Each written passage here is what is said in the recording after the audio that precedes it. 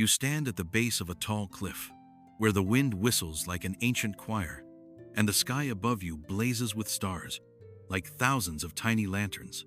You are a traveler seeking answers, and rumors have led you here to the temple on the cliff, where a sage lives. A man who was once a warrior but now listens to the whispers of the winds. The path upward is narrow, the stones crunch under your feet, and the air smells of moss and pine.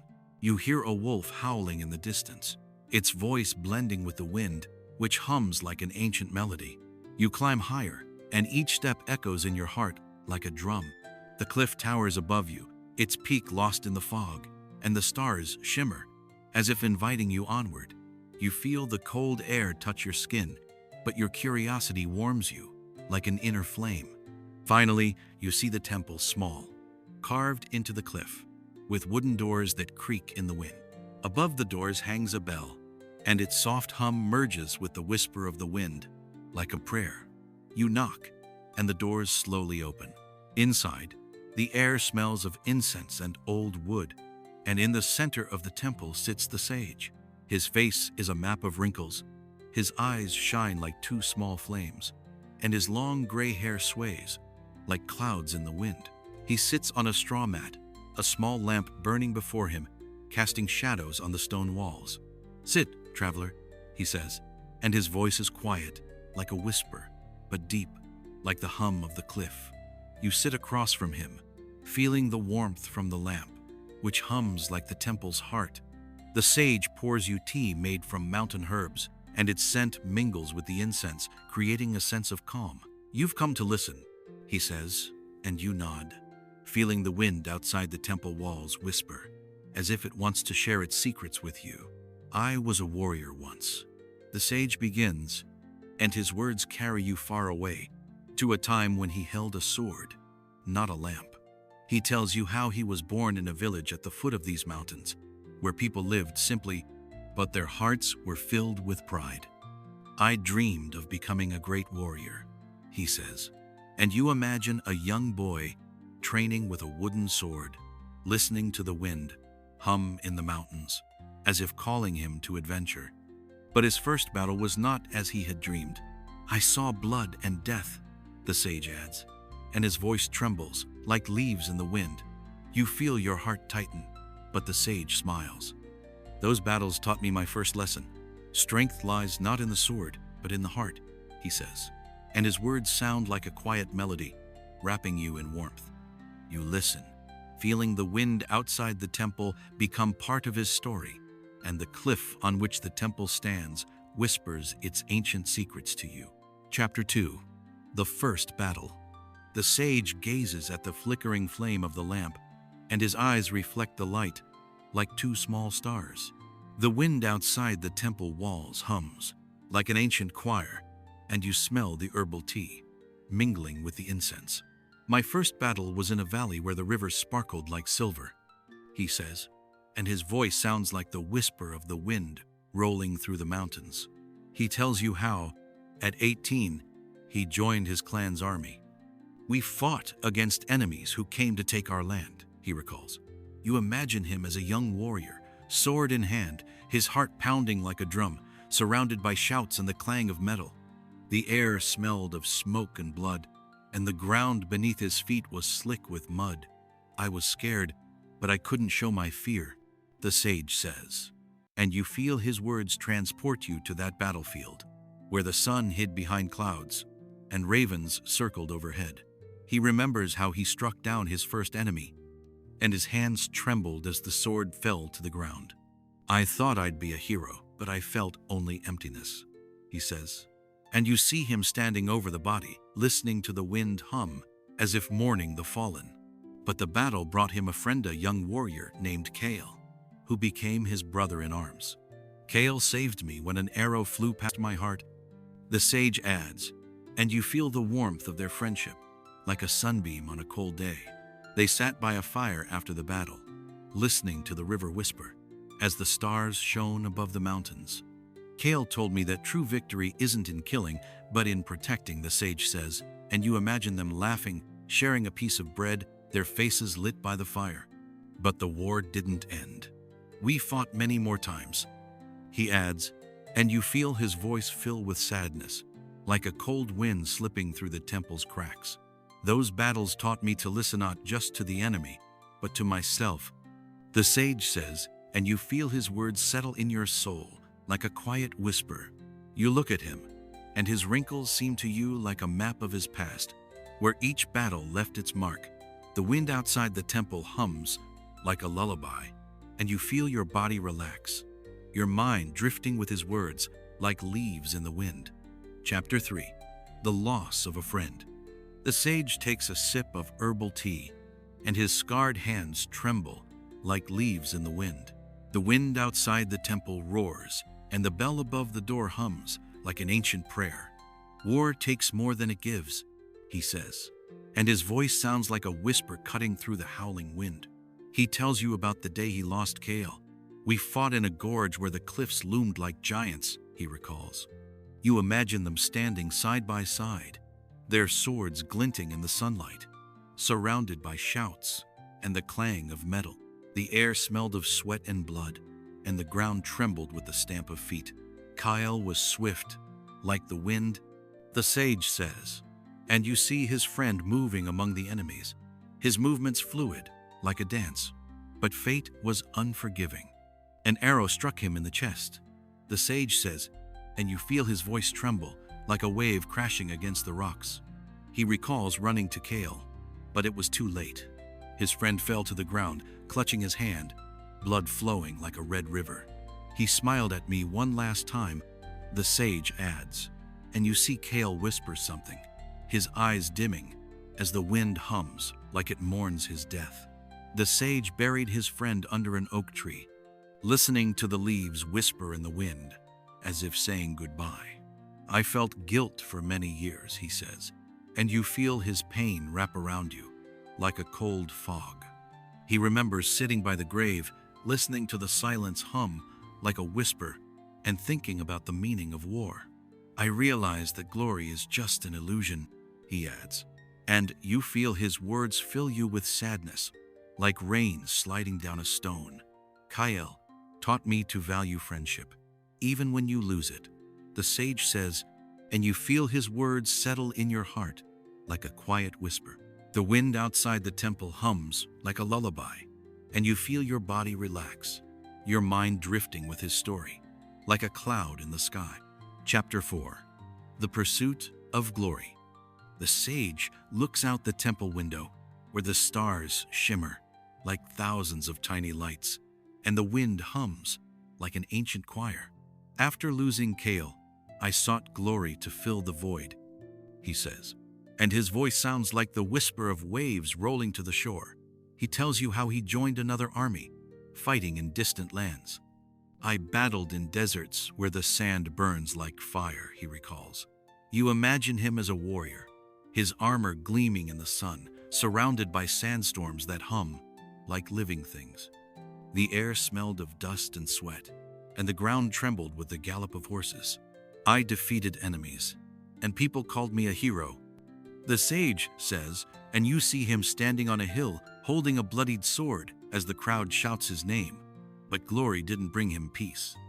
The more I won, the emptier I became, he adds, and you feel his voice fill with sadness, like a cold wind. He recalls sitting by a fire one evening, listening to the sand whisper in the wind, and realizing that glory is just a shadow. I fought for others, but not for myself, the sage says, and you see him gazing at the stars, his eyes full of doubt, his heart searching for answers. He left the army, abandoning his sword in the sand. I went to the mountains to find myself, the sage says, and you feel his words transport you to those mountains where the air is cold and the silence hums like a whisper. Glory taught me that true strength isn't in victories, but in peace, he adds, and you feel his words settle in your soul like a quiet whisper. The wind outside the temple hums like a lullaby, and you feel your body relax, your mind drifting with his story like leaves in the wind. Chapter 5. Solitude in the Mountains. The sage runs his fingers along the edge of his cup, and his scarred hands tremble like leaves in the wind. The wind outside the temple roars, and the bell above the door hums like an ancient prayer. The mountains became my refuge, but also my trial, he says, and his voice sounds like a whisper cutting through the howling wind. He tells you how he lived in the mountains, in a small cave where the air smelled of moss and pine. I listened to the wind every night, he recalls. You imagine him in the cave, where a small fire crackles, casting shadows on the stone walls, and stars shine through a crack, like the eyes of the night. He gathered herbs, drank from mountain streams, and learned to listen to the silence. The silence was loud, the sage says, and you feel his words transport you to those mountains where the wind hums like an ancient melody. But solitude was heavy. I longed for a human voice, he adds, and you feel his voice fill with sadness, like a cold fog. He recalls seeing an eagle nesting on a cliff one day and envying its freedom. I felt like a prisoner of my own thoughts, the sage says, and you see him standing at the edge of a cliff, listening to his heart pound as the wind whispers, like it's inviting him to jump. But one day, he heard a voice. It was an old shepherd, the sage says, and you imagine a shepherd with a gray beard approaching him, holding a staff, as sheep bleat behind him. The shepherd told him stories about the mountains, about how they teach patience. The mountains taught me that solitude isn't emptiness, but a space for growth, the sage says, and you feel his words settle in your heart like a quiet whisper.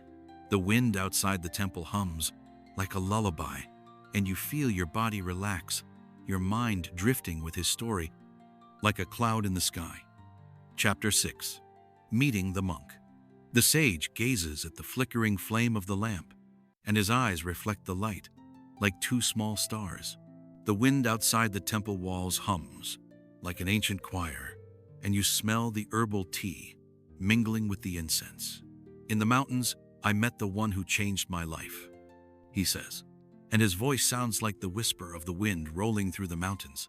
He tells you about a monk he met at the summit. He sat in meditation, his eyes closed, his face calm like a lake, he recalls. You imagine the monk in a simple robe, swaying in the wind, his breathing slow, like the rhythm of the mountains. The air smelled of snow and pine, and around them, the stars shone like thousands of tiny fires. He didn't speak, but I felt his peace, the sage says, and you see him sit beside the monk, listening to the silence hum like a whisper. The monk opened his eyes and smiled. He told me, "Listen to the wind, and you'll hear yourself," the sage says, and you feel his words transport you to that summit, where the air is cold and the silence is filled with ancient wisdom. The monk taught him meditation, breathing in the cold air and exhaling his fears. I felt my thoughts become light, like clouds, the sage adds, and you imagine him sitting cross-legged, listening to the wind whisper, like an ancient prayer. The monk told him about the eternity of the mountains. They've seen everything but hold on to nothing, the sage says, and you feel his words fill you with peace, like a quiet melody. The monk taught me to let go, he adds, and you feel his words settle in your soul, like a quiet whisper. The wind outside the temple hums, like a lullaby, and you feel your body relax, your mind drifting with his story, like leaves in the wind. Chapter 7. A New Battle with Myself. The sage looks out the temple window, where the stars shimmer like thousands of tiny lights, and the wind hums like an ancient choir. After meeting the monk, I began a new battle, he says, and his voice sounds like the whisper of waves rolling to the shore. He tells you how he fought with his past. My memories of war returned like ghosts, he recalls. You imagine him in the cave, where the fire crackles and shadows dance on the walls like memories. He saw Kale's face, heard the cries of battle, and felt the weight of the sword in his hands. I feared I'd never find peace, the sage says, and you feel his voice fill with sadness, like a cold wind. He meditated every night, listening to the wind whisper in the mountains. I learned to let go of pain, he adds, and you see him sitting on a cliff, his eyes closed, his breathing slow, like the rhythm of a stream. He imagined his memories floating away like leaves on a river. I realized that the past isn't a burden, but a teacher. The sage says, and you feel his words transport you to those mountains where the air is cold and the silence hums like a whisper. But one day, he felt peace. I stood on the summit, and the wind embraced me. The sage says, and you imagine him standing, arms outstretched, listening to the mountains whisper like an ancient prayer.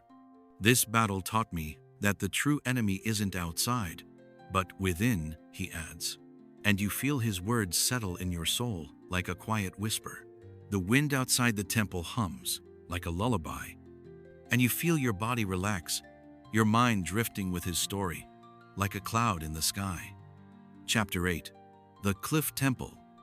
The sage runs his fingers along the edge of his cup, and his scarred hands tremble like leaves in the wind.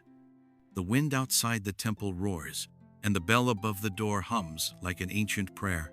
I settled in this temple, he says, and his voice sounds like a whisper cutting through the howling wind. He tells you how he found this temple, abandoned and empty. I felt it was my place, he recalls. You imagine him in the temple, where the stone walls are covered in moss, and the wooden doors creak in the wind. He swept away the dust, lit the lamp, and listened to the wind hum like an ancient melody. I began helping travelers, the sage says, and you see him standing at the door, greeting weary wanderers, his eyes shining like two small flames. He tells you about the day he saved a boy who got lost in the mountains. He was freezing, but I brought him here, the sage says, and you feel the warmth of his kindness, like a sunbeam. The boy sat by the lamp, drank herbal tea, and listened to the sage's stories, just as you do now. I realized my purpose is to share, the sage adds, and you feel his words fill you with peace, like a quiet melody. This temple taught me that wisdom is the light you give to others. The sage says, and you feel his words settle in your heart, like a quiet whisper. The wind outside the temple hums like a lullaby, and you feel your body relax, your mind drifting with his story, like leaves in the wind. Chapter 9. Night on the Cliff.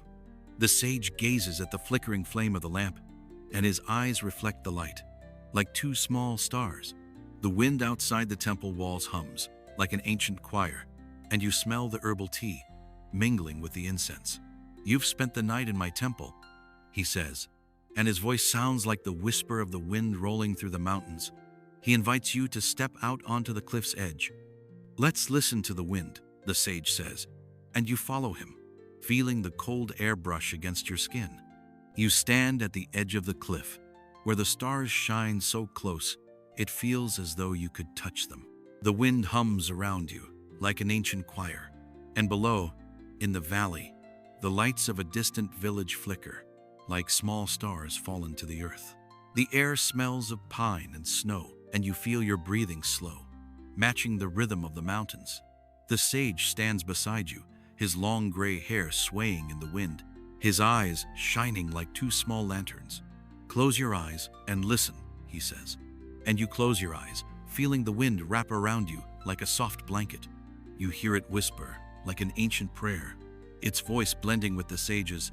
The wind remembers everything, he says, and you imagine it carrying stories of millennia about the first people who lit fires in these mountains, the warriors who fought in the valleys, and the monks who sought peace on the peaks. You feel your thoughts become light, like clouds drifting in the sky. The wind taught me to listen to my heart, the sage says, and his words settle in your soul, like a quiet whisper. You think of your own worries, the moments when you felt lost, when fear gripped your heart like a cold hand. But here, on the cliff, under the starry sky, you feel those worries drift away, like leaves on a river. The sage places a hand on your shoulder, and you feel the warmth of his palm, like a ray of sunlight. You're ready to hear my final lessons, he says, and you nod, feeling your heart open like a flower at dawn. The wind hums around you like a lullaby, and you feel your body relax, your mind drifting like a cloud in the sky. You stand on the cliff, listening to the whispers of ancient winds, and you feel that this night has changed you forever. You return to the temple, and the sage lights the lamp, its glow casting shadows on the stone walls. You sit on the straw mat, feeling the warmth from the cup of herbal tea beside you. The air smells of incense, and you hear the bell above the door hum, as if bidding the night farewell. You've spent the night in my temple. The sage says, his voice like a quiet melody, lulling you. Your eyelids grow heavy, but you want to hear his final words before you drift into sleep. Chapter 10. Lessons of the Ancient Winds. The sage looks at you, and his eyes shine, like two small lanterns illuminating the darkness of the temple. The wind outside quiets, and you hear the distant streams whisper, like a lullaby. You've listened to my stories, traveler, he says, and his voice sounds like the whisper of the wind rolling through the mountains. He leans closer, and you feel the warmth of his words. I learned that life is a wind, carrying you forward, the sage says. His words settle in your soul like a quiet whisper, and you recall his stories of battles, the loss of his friend, the solitude in the mountains, and the peace he found. Listen to your heart, as I listen to the wind, he adds, and you feel his wisdom fill you, like the lamp's light in a dark night. Let go of what holds you back, he says, and you think of your fears, of the past that sometimes returns, like shadows. You imagine letting them go, like leaves on the wind, and feel a lightness in your heart, as if a mountain has lifted from your shoulders.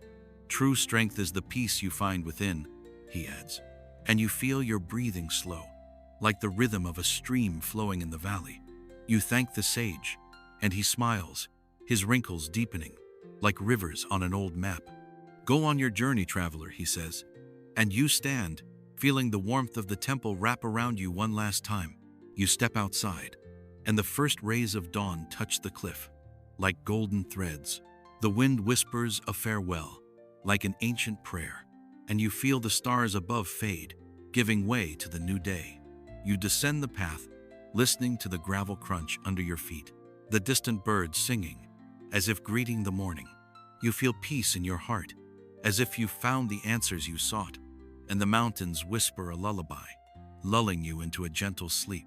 You know this night with the sage and the whispers of ancient winds will stay with you forever, like a quiet melody echoing in your soul.